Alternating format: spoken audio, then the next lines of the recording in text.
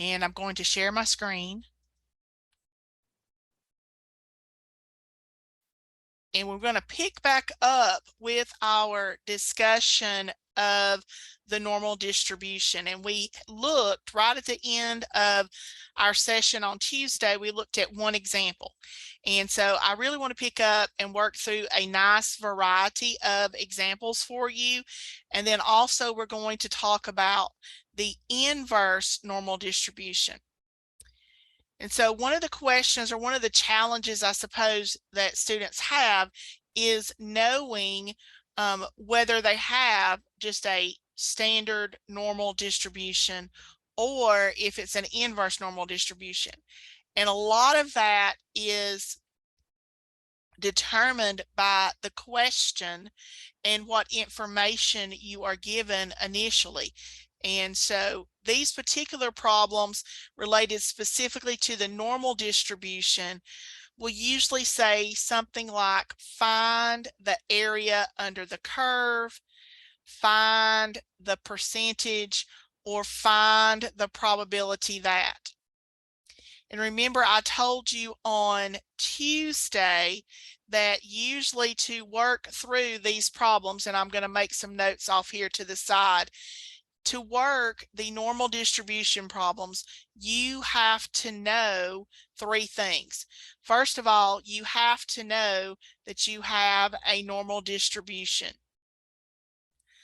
Okay, and so somewhere in the scenario, it will likely state follows a normal distribution, or it might say is normally distributed, but you have to know that you have a normal distribution. Secondly, you have to know the population mean, which is represented by the Greek letter mu. And third, you have to know the population standard deviation, which is represented by the Greek letter sigma. In the question itself, you're going to be given what Minitab calls a specified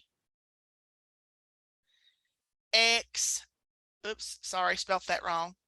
Specified, left out a letter, sorry. Specified X value.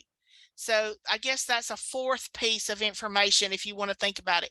So you have to know that the distribution is normal. You have to be given the population mean. You have to be given the population standard deviation. And then the question is going to say, find the probability that, and it's going to include a specified X value. So I reminded you yesterday or Tuesday that probability corresponds to the area under the curve. I think it's helpful to draw a picture of the scenario before you try to enter the problem into Minitab. It used to be helpful because you had to do it by hand and use a table, but even with Minitab, the picture is helpful because it helps you to identify whether you have what is termed a right tail, a left tail, a between, or an outside. And we're going to look at examples of all of those. We'll be following them, but I do provide you with the Minitab instructions here on slide number 12 of this PowerPoint. Let me remind you again that I have posted these updated PowerPoints in the course. So we're in module 2 under normal distribution. Yes, Abigail. I just had a quick question relating to Minitab. I'm trying to get it to where like I can save my work on it, and it won't let me. It's saying like I have to ask for permission to be able to do it with the Georgia Highlands email. I didn't know if you had any advice on that.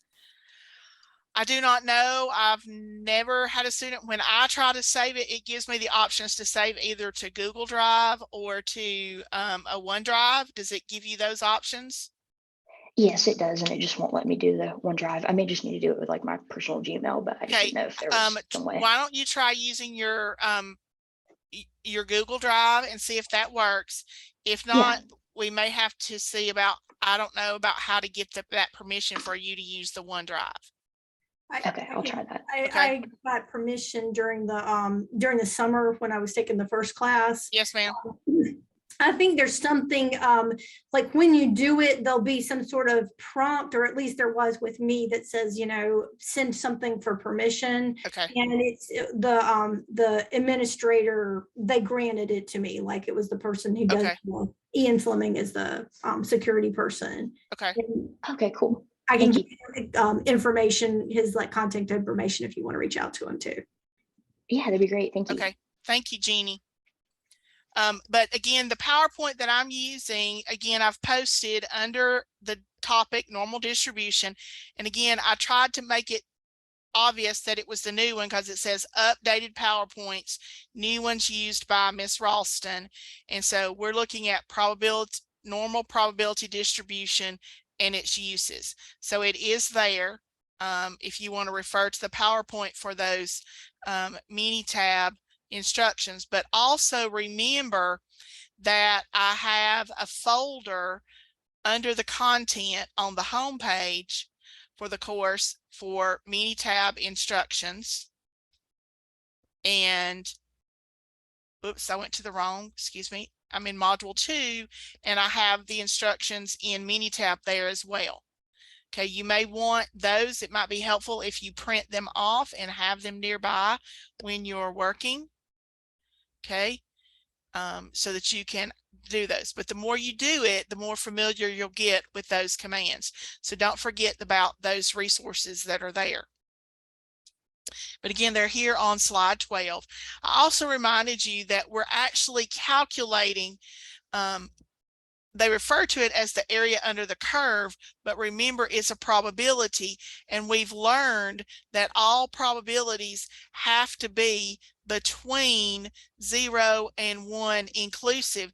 So your answer, the area, which corresponds to the probability, will always be a positive number. Now it might be, they talk about Z values here, and we don't have to deal with those too much anymore because of the technology. But sometimes you could have a value that appears to be negative, but that's usually an X value, or it is a Z score, and it's negative because your initial value is below the mean. Okay, so just be careful that, remember, the area corresponds to probability, and all probabilities have to be between 0 and 1 inclusive. And so therefore my probability or my area will never, ever be negative. So I want to pick up, we did work through the first example at the end of class on Tuesday. So I want to pick up with the second example. I did move each of these examples to a Word document so we can work through them, and then I can save it. I believe it was Abigail maybe who asked me to send this Word document to her so she could print it out. I'm open to sending it to anybody who wants it. I can also post it into the course so that if you want to refer back to it while watching the video, you can do that. So if you want access to it, just let me know and I will try to make that available. Okay, so we're going to jump right back in, and it says, according to the American College Test, ACT, results from the 2022 ACT testing found that students had a mean score of 21.524 with a standard deviation of 2.419. Assume that the scores are normally distributed. Okay, first off, I'm going to verify things. It clearly states in this last sentence that I have a normal distribution. It also tells me very clearly that my mean is 21.524 and my standard deviation is 2.419. And I'm going to make note of those on a scratch piece of paper because I will need them when I go over to Minitab. 2419. Okay. And then the question says, find the probability that a randomly selected student has an ACT score of less than 21.7, which was actually Georgia's mean ACT score in 2022. Okay, one thing I want to point out, and this will be more important as we move forward. Okay, and I see a question in the chat. Okay, is a randomly selected student. Notice in this case, it's A, so we're only selecting one student. Okay, as we move forward, the next lesson, we talk about something called the central limit theorem. And with the central limit theorem, we often select a group or a number of randomly selected students. Okay, so I want to emphasize here in the way that we're looking at these problems, we're only selecting one because I know what's coming in the next lesson. Okay, so it says find the probability to, so I'm going to start out by drawing a picture. So I have a normal distribution. So I start with a horizontal axis. I have my bell-shaped symmetric looking curve. We label it with the mean in the middle. Again, remember, for a symmetric distribution, our mean, our median, and our mode are all virtually the same, but we label it with the mean. One, because that's what we're given, but two, remember the mean is one of the most important measures of center because we use all of the data values. Okay, so the mean was 21.524. My point of interest given in the problem, the specified X value is 21.7. Now remember, this horizontal line is a number line, and 21.7 is slightly higher than the 21.524. So again, I'm not measuring it off exactly, but I know it's going to be to the right of that mean. But then I want to find the probability that a person scored less than that. So I'm looking for this area or the region to the left, and I'm shading it in red. So because this is less than and the area is to the left, we call this a left tail. And again, typically anytime you have less than, it's going to be a left tail because values that are less are to the left on a number line. And we talked about it on Tuesday, that values that are greater than or more than are to the right. Okay, so I have all of my information. If you want to be more specific about it, you can write everything down, that your mean is 21.524. Your standard deviation is 2.419. And your X value is 21.7. Because those are the primary three things I need when I go to Minitab. So I'm going to go out to Minitab. We go to Graph, Probability Distribution Plot. We want to view the probability. So I select it and click OK. I identify my distribution and the default is normal. We have a normal distribution.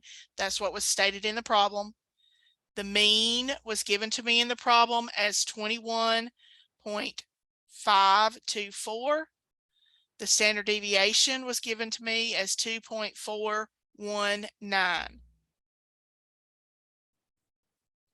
Then I go to options.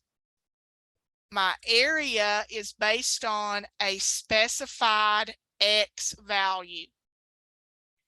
And we determined it was a left tail because it was less than. So I select left tail and I enter the X value given, which was 21.7.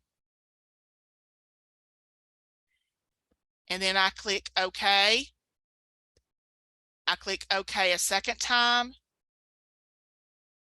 I'm continuing without autosave.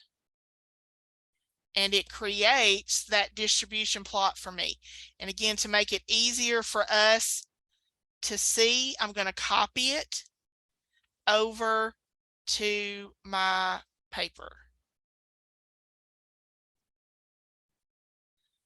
Okay, so here's my distribution plot that Minitab created. Now, if you can see it, let's see if I can, I'm going to shrink it down just a tad, so maybe it'll go up here on this page above us. Okay, so that maybe you can see it. I mean, what I drew is a very rough sketch, but it confirms that we're doing normal, mean of 21.524, standard deviation of 2.49, and then you can see, it's a little bit hard to see because the numbers are on top of each other, but it does have that X value down there of 21.7. The value that I need, the probability or the area under the curve, is this number here, which is 0.5290. So the probability that we select a randomly selected student, whoops, it's hard to talk and write at the same time sometimes, okay, that a student scored less than 21.7 is 0.5290. This will be the answer that you would enter like into the quiz. Now, again, typically with the normal distribution, you're going to be asked for 4 decimal places. It's 4 because remember we talked about the table that mathematicians created, and when they created that table they rounded everything to 4 places, and so we tend to still use 4 places even though we're using technology. So there's about a 53% chance that a randomly selected student would score less than 21.7.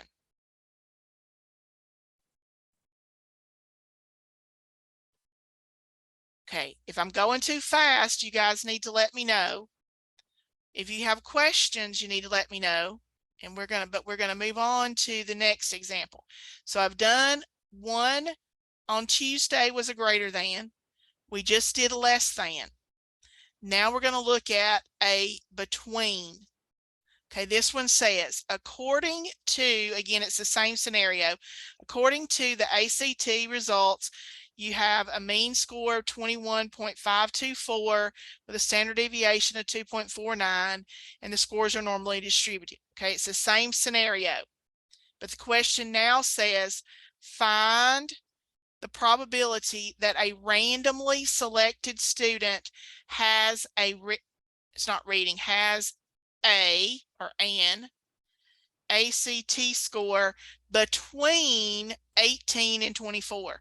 So in this case, you actually get 2 different X values. We would refer to them as X with a subscript of 1 and X with a subscript of 2. And we have the word between. So again, I start out by drawing a sketch of this particular scenario.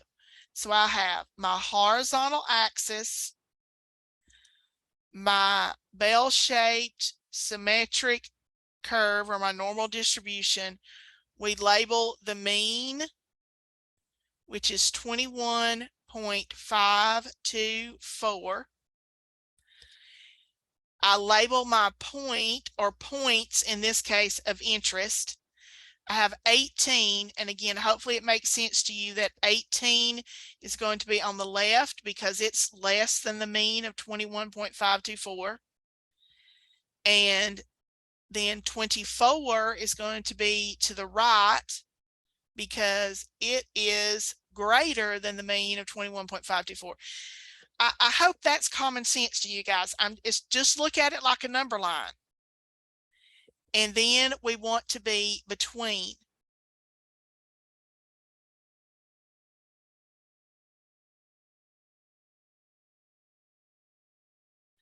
So I'm looking for kind of that red shaded region that's in the middle of my graph. Minitab, instead of using the word between, it uses the word middle.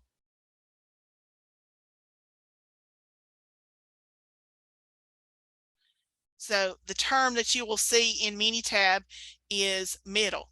And again, if you want to be deliberate about it, we know that our mean is 21.524. It's given.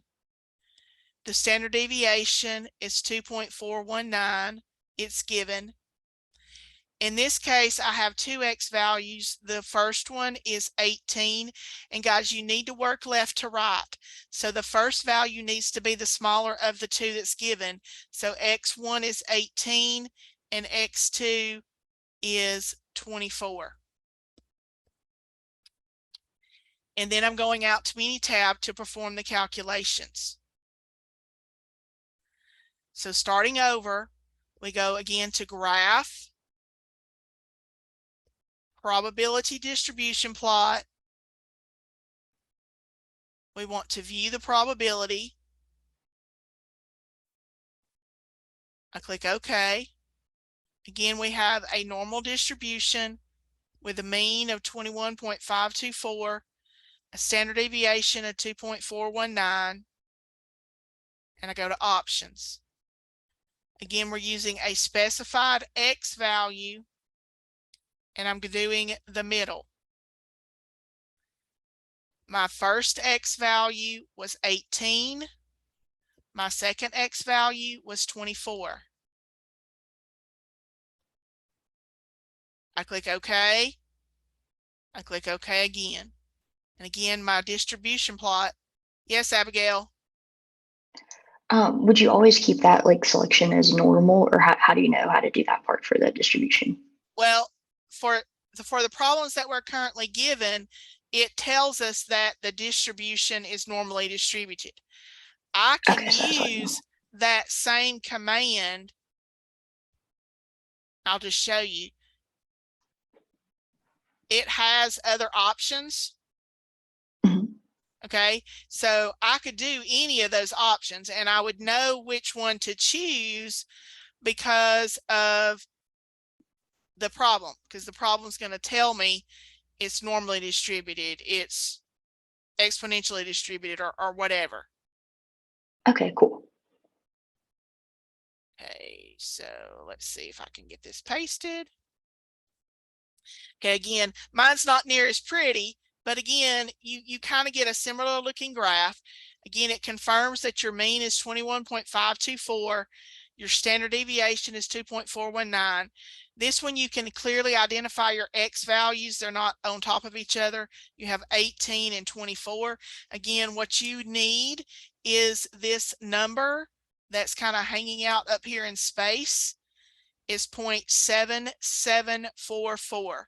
So the probability that a single individually selected student would score between 18 and 24 is 0.7744, or approximately 77%.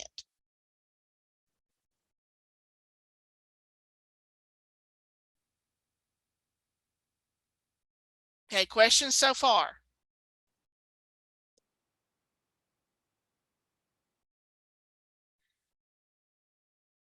Okay, so let's move on to the next question. I think we changed scenarios.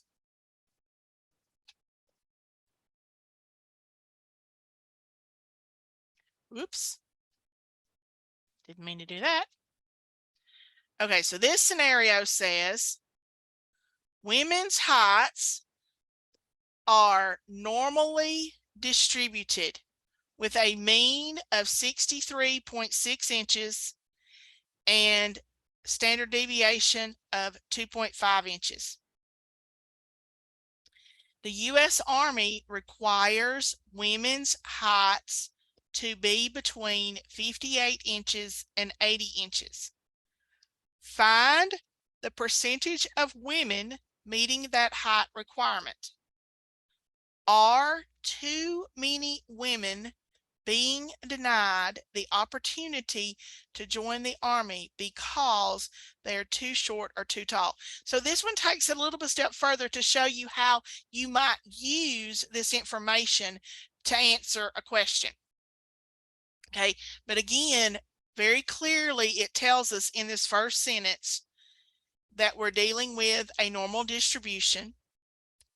It tells us that we have a mean of 63.6 inches and a standard deviation of 2.5 inches. It also gives us our points of interest, and it uses the words between 58 inches and 80 inches. And so the question says, find the percentage of women that meet that height requirement. So again, I like to draw a sketch. It's not a requirement, but it just helps me visualize what's going on. So I have my horizontal axis, my lovely bell-shaped symmetrical distribution, that's normal. We label the mean, which is in the center, 63.6. We label our points of interest, which are 58 and 80. Again, hopefully you understand why I put those numbers where I did. And we want to figure out the probability that a woman meets the height requirement, which means that a woman that we select is going to be between 58 inches and 80 inches tall. Again, you can be very deliberate writing down your information. Our mean is 63.6. Standard deviation is 2.5. In this case, my first X value, which is the lowest, is 58. The second one is 80. Going out to Minitab.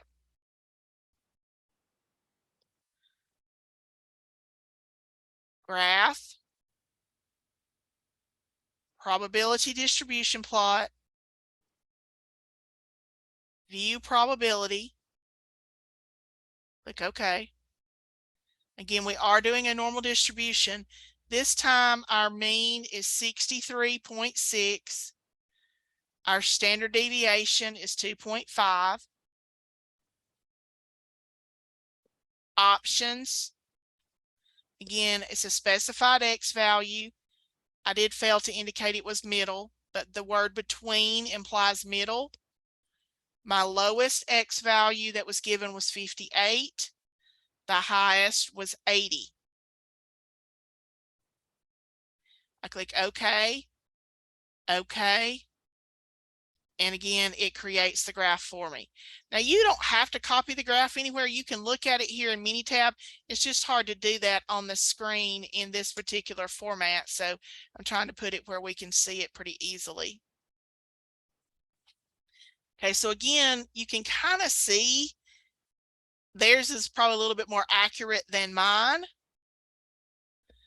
Okay, again, it confirms that our mean is 63.6. It's normal, standard deviation of 2.5.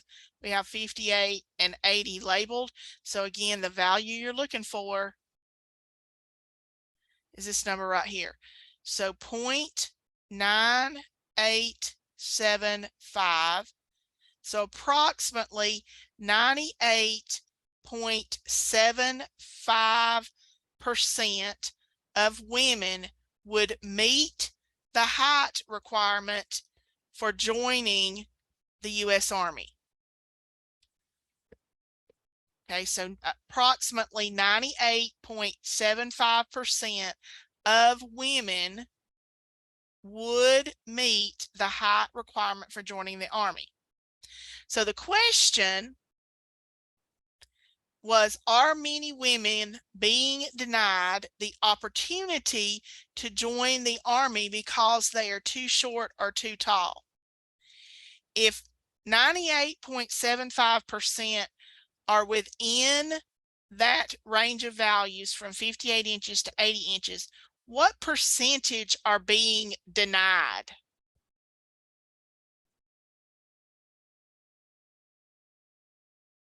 Do you know how to figure it? If this is the percentage that gets in, the percentage that doesn't get in would be 1 minus that value, because remember 100% would be everybody, which gives me 0.0125. So approximately 1.25% of women, a little more than 1% of women, are not allowed to join the Army because they're either too short or too tall. That doesn't seem unreasonable. I mean, the U.S. Army is willing to accept approximately 98.75%. Because I can't see your faces, so I don't know if you're following me or if you're understanding. So are you guys okay? Yes. Yeah. Okay. So you've seen an example of a greater than, which is a right tail. You've seen an example of a less than, which is a left tail. We've done 2 betweens. There's one other type that we need to look at, and this is a special case, and it's worked a little bit differently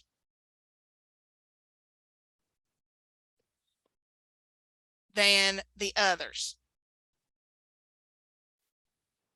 And I want to show you something, and because you'll probably question me on why we don't do it. Let's go back out to the Minitab options for just a minute.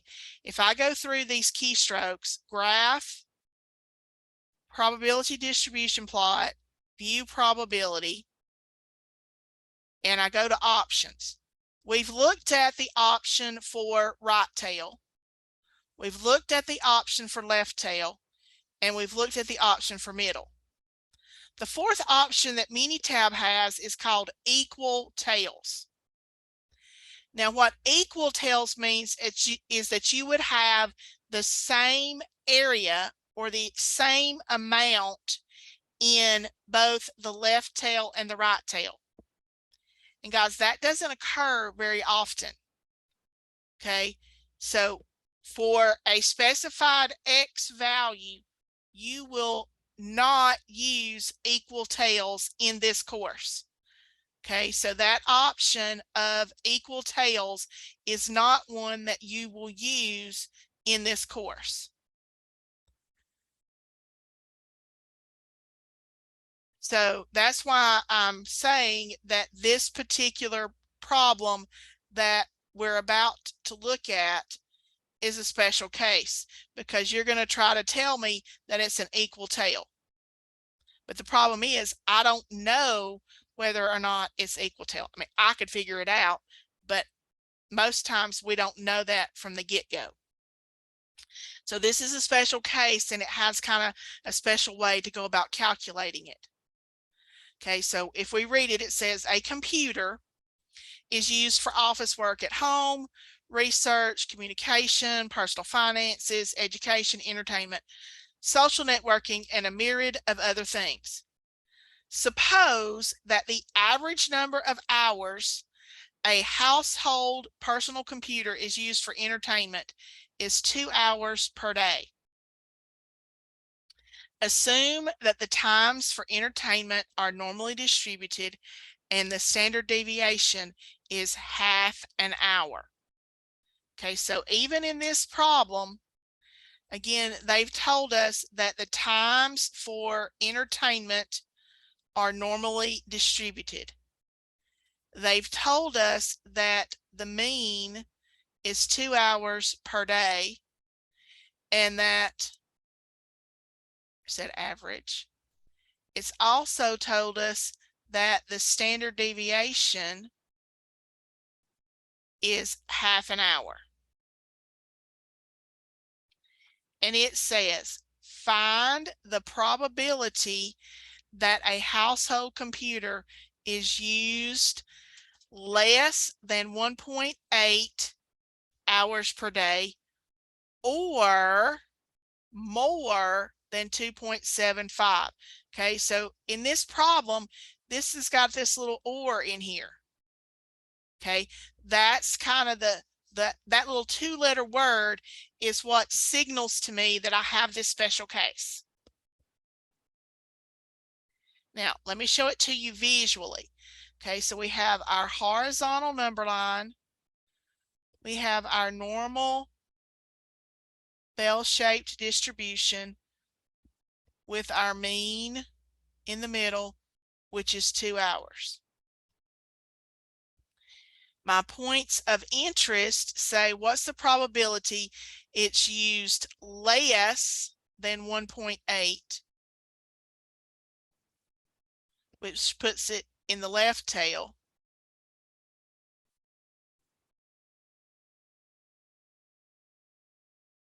or that it's used more than 2.75 hours per day.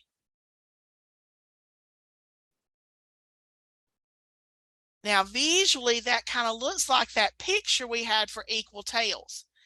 But the challenge is here, guys, is I don't know, based on this 1.8 and 2.75, if this area on the left is the same amount as the area on the right. In fact, I kind of know that it's not. So that's why you can't use equal tails. You will never use equal tails as an option in this course.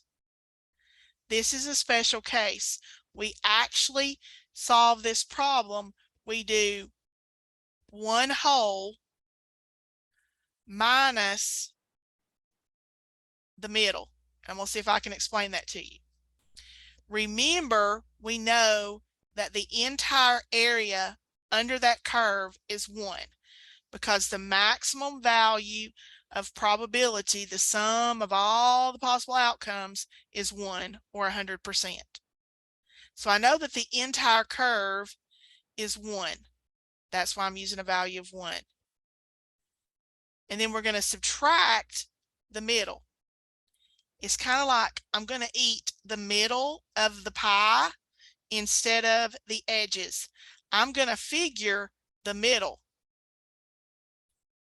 I'm going to figure this value right here. And if I subtract that from 1, whatever is left is these 2 red shaded regions. It's like I'm going to take out the middle of the pie. Okay, so when I go to Minitab to do these calculations, I have to do the calculation for the middle using the fact that the mean is 2, the standard deviation is a half hour. I'm going to go from 1.8 to 2.75. Okay, so I'm going to have to do a little bit of extra work on this problem. So I'm going out to Minitab to do these calculations. Let me get out of this. Graph, probability distribution plot, view probability. It is normal. We have a mean of 2 that was given, a standard deviation of a half hour or 0.5. For options, again, we still have specified X values, and I'm going to do middle. And I'm between 1.8, and 2.75. And then we click OK and OK again.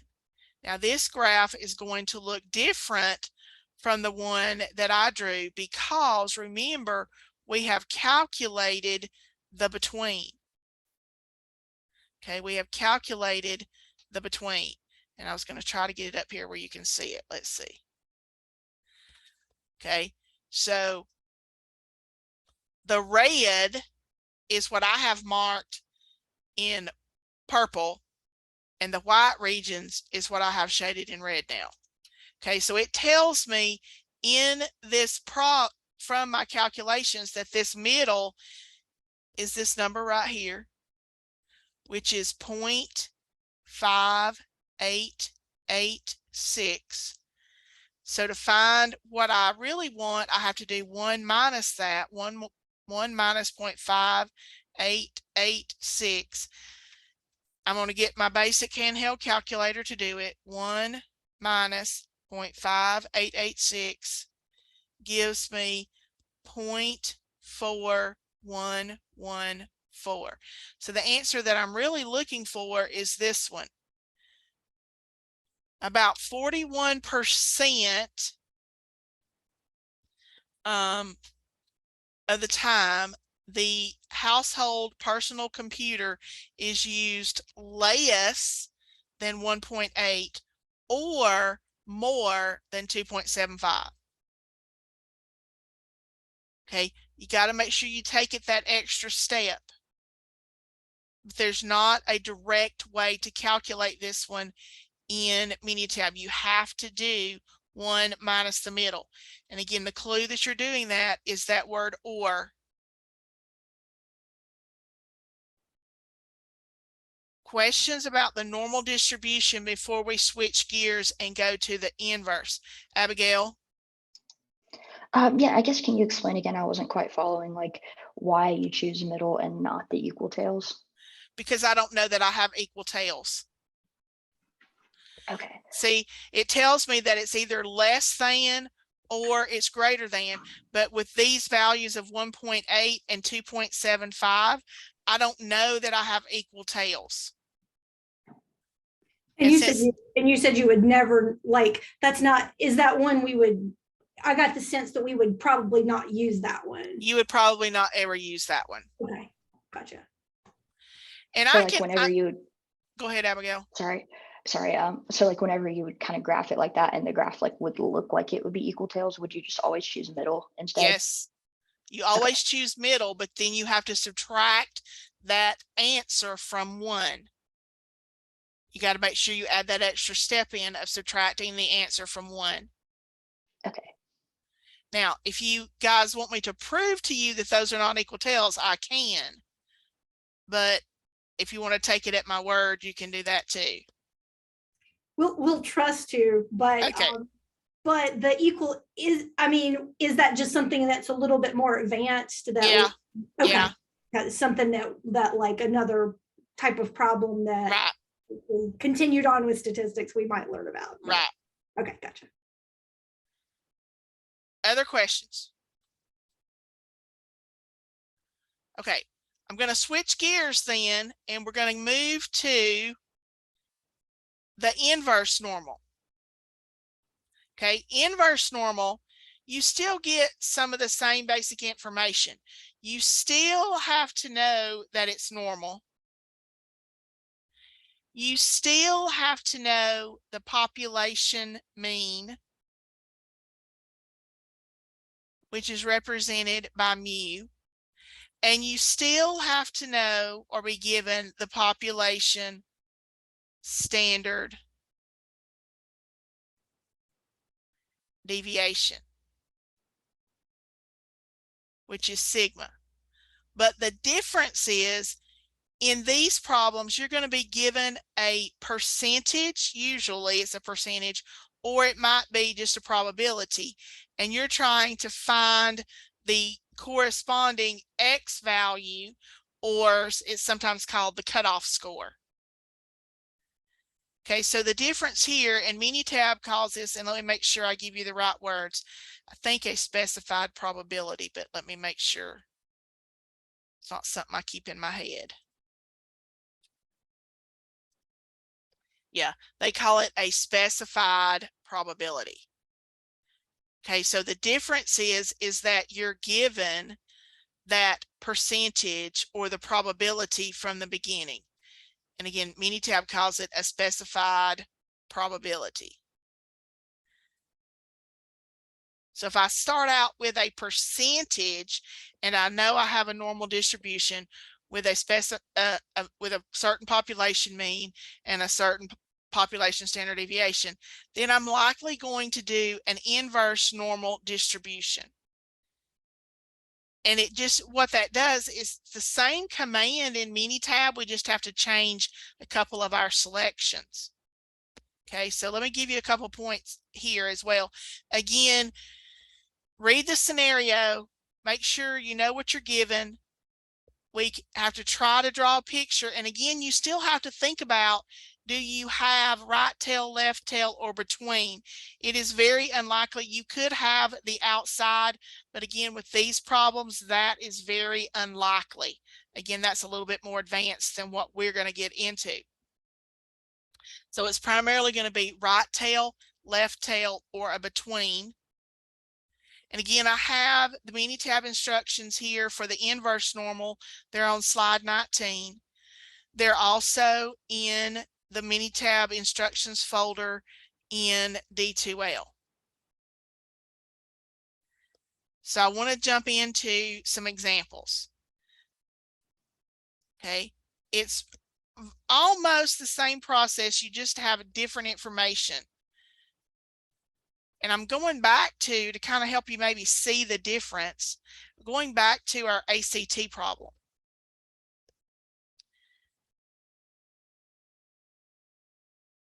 It says, according to the American ACT, results from the 2022 ACT testing found that students had a mean score of 21.524 with a standard deviation of 2.419, assuming that the scores are normally distributed. Okay, notice that's the same paragraph that we had before, same information we had before. But now the question says, find the 80th percentile. Now, that may not be as obvious to you that we're looking, that's a percentage, but remember, this is the 80th percentile. And remember, percentile means that 80% of the values are below the X value or the cutoff score.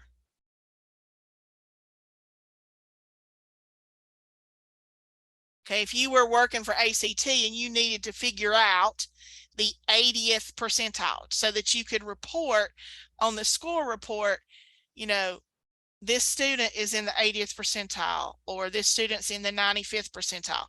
This is one of the procedures that can be used to calculate percentiles. When we initially talked about percentiles back in the second lesson related to descriptive statistics, I mentioned to you that there are several ways to do it. And this is just one of the ways. We are in some ways making a big assumption here that we have a normal distribution.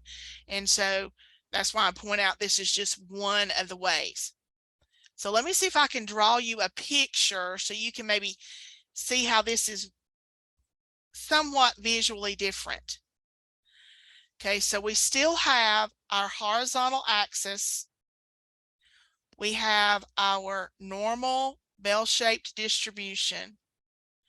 The mean, which is the measure of center, is 21.524. Let me remind you that that mean, which is the measure of center, divides your distribution so that you have 50% below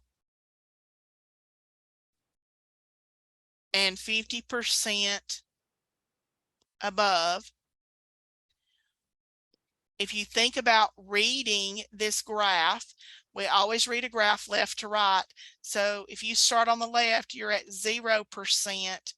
And as you move to the right, you approach 100%. Okay. And I point that out to you because we are looking for the 80th percentile, which means 80% of the values are below this X value that we're looking for. Well, if I know that the mean divides it 50-50 and I want to have 80% to the left, that means somewhere over here on the right-hand side, at some point that I don't know, I have 80%. So at this point, I have 80%, which is 0.80. So this area here under the curve, they're telling us that this area under the curve is 80%. So we kind of like know the answer already. It's 80%, but I don't know what X value that corresponds to. Now, again, it's important that you understand that interpreting a percentile is always the percentage below, because that lets me know that this particular graph is left tail. And I'm looking for this X value. I don't know what that corresponds to. What ACT score does that correspond to? So again, if you want to be deliberate, I know that my mean is 21.524. My standard deviation is 2.419. My percentage, or the probability, I'm not sure what Minitab calls it, is 80%. And we write that as a decimal, by the way. And I'm looking for X. That's what I'm looking for.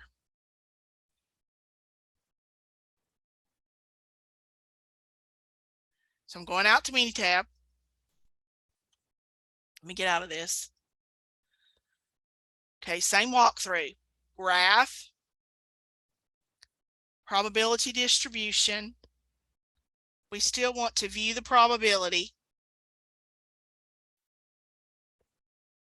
It is normal. My mean is 21.524. My standard deviation is 2.419. I'm going to options. This time I have a specified probability, and it is a left tail. And the probability in the left tail is 80%. So 0.80. I tell it okay. I tell it okay again. And let me copy the graph over.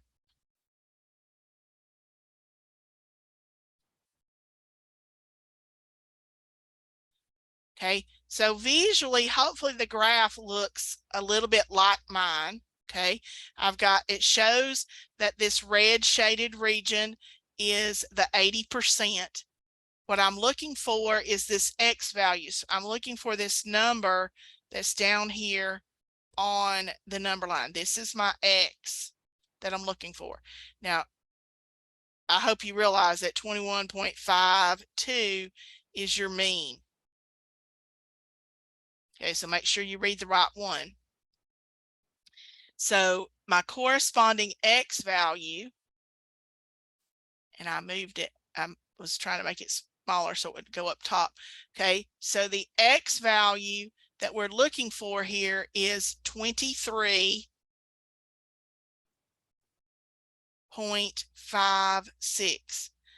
So what that tells us, if you think about it in the context of the problem, is that 80% of the students who took the ACT in 2022 scored below 23.56. That's the 80th percentile. So 80% of the students who took the ACT in 2022 scored below 23.56.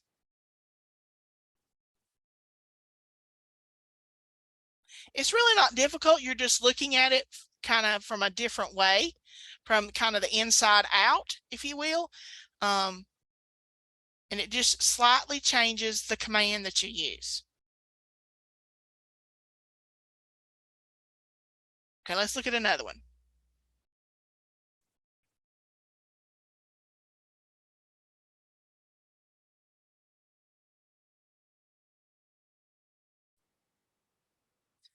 It says the lengths of pregnancies are normally distributed with a mean of 268 days and a standard deviation of 15 days. If we stipulate that a baby is premature if the length of the pregnancy is in the lowest 4%, find the length that separates premature babies from those who are not premature. Premature babies often require special care, and this could be helpful to hospital administrators in planning for that care. So again, as we've seen pretty much all morning, okay, it tells us that our lengths of pregnancies are normally distributed. It tells us that the mean is 268 days, and it tells us that the standard deviation is 15 days. Okay, so from that information, I can begin to sketch my picture. So I'm going to go ahead and do that. So I have my normal bell-shaped symmetrical distribution. My mean is in the middle, which is 268. I'm told that in the problem, and I'm sorry, my graph's a little crooked.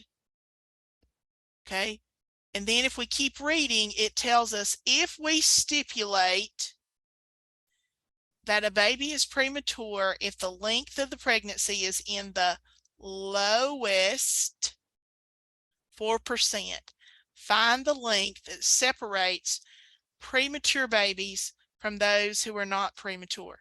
Okay, now again, you got to be careful and think about visually on this graph where the lowest 4% would be. Again, remember I mentioned to you just a minute ago, as you move left to right, okay, left you start out kind of at 0% and you work your way to 100%. So if I'm looking for the lowest 4%, that cutoff is going to be somewhere here on the left-hand side. This would be, in this tail, would be the lowest 4%. Okay, this shaded region is going to be the lowest 4%. Now I do need to convert that to a decimal. And what the problem tells us is that that cutoff, any baby born prior to this time is considered premature. And if they're born after that, they're not premature. And so we want to know at what point that occurs. How many days is that into a pregnancy when a child or a baby is still considered premature? So again, we can be deliberate. My mean is 268. My standard deviation is 15. That's given to me. My percentage or the probability is the 4%. And this would still be a left tail because, again, lowest is going to be on the left. Out to Minitab we go. Graph, probability distribution plot, view probability. Click OK. It is normal. My mean is 268 days. My standard deviation is 15 days. It is a specified probability in the left tail, and that probability is 4%, which is 0.04. I click OK. Excuse me. I choose OK again, and I get the graph. Again, I'm copying those into Word so you guys can see them kind of all on the same screen. Paste. Okay. All right. So again, you can see they have the mean labeled at 268. This red shaded region, it does show us that it's the 4%. So what we're looking for is the corresponding X value, which is on the number line, and it corresponds to 241.7. So that's my X value. This is the X value that you're looking for. That's your cutoff. So any baby born before about the 241st day or 242nd day is considered premature.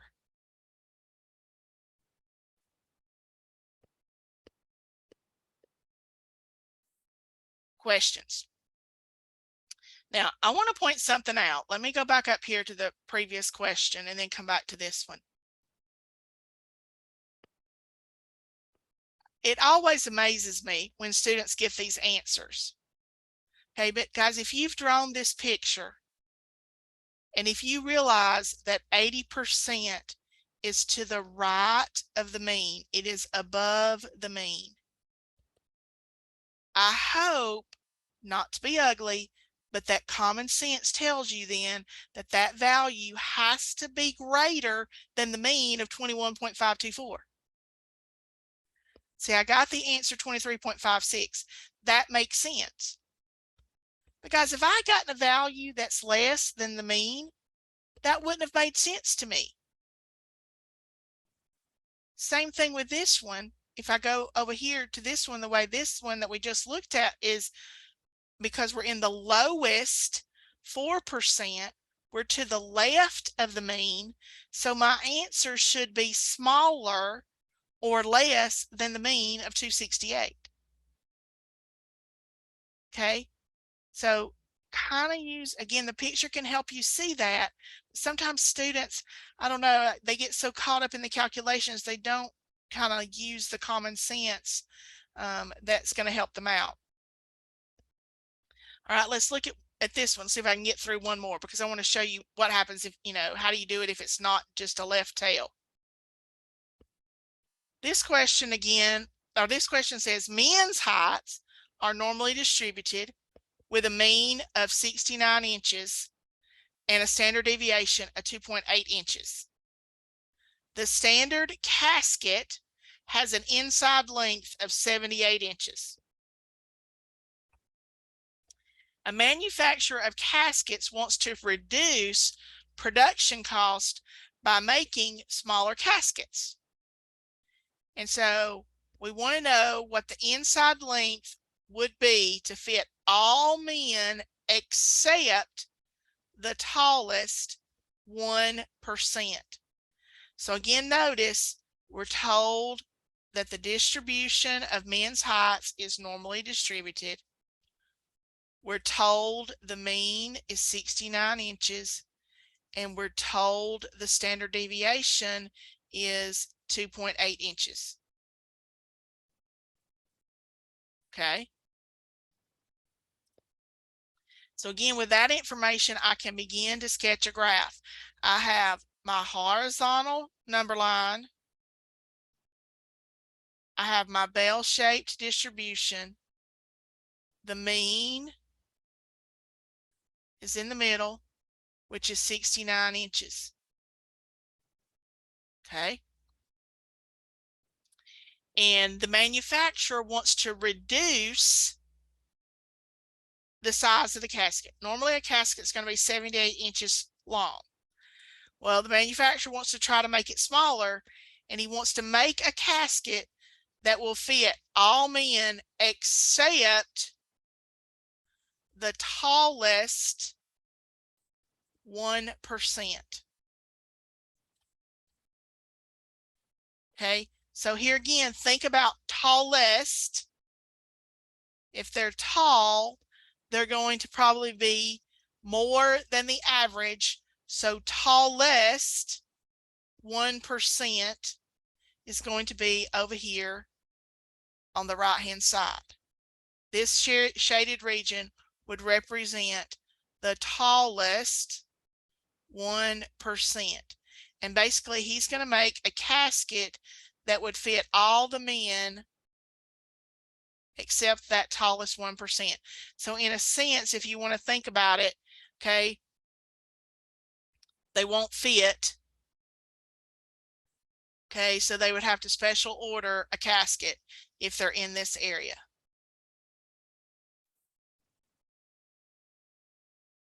Now, you don't need to know this, but I hope it makes sense to you. If we're going to exclude the tallest 1%, that means the casket that we're going to create would fit 99% of men. Because you know it does have to total to 100, and 100 minus 1 would be 99.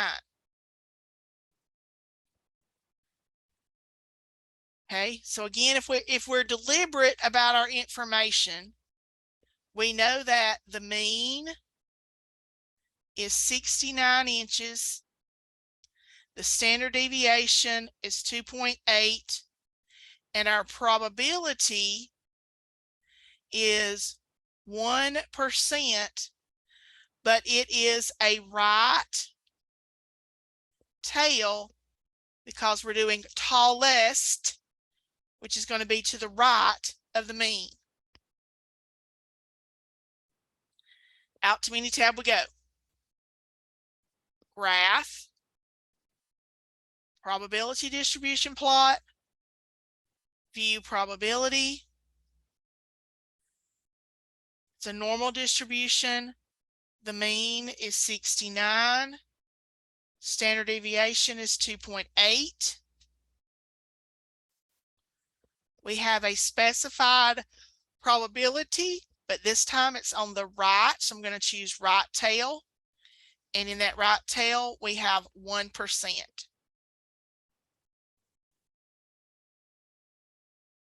I click OK. And OK again. And we get the graph.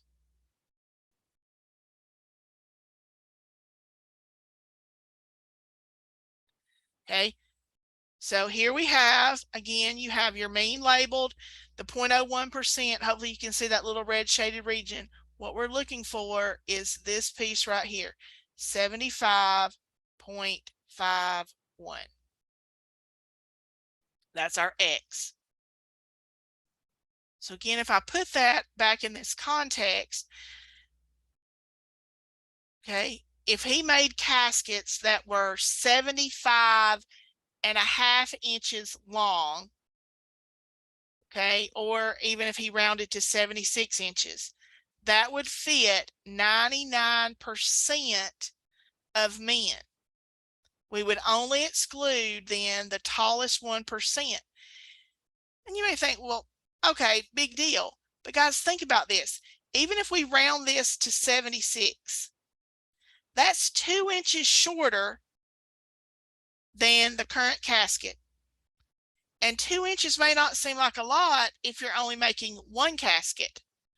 But if you're making thousands or hundreds of thousands of caskets, after a while, those 2 inches are going to add up and save you money on your production cost.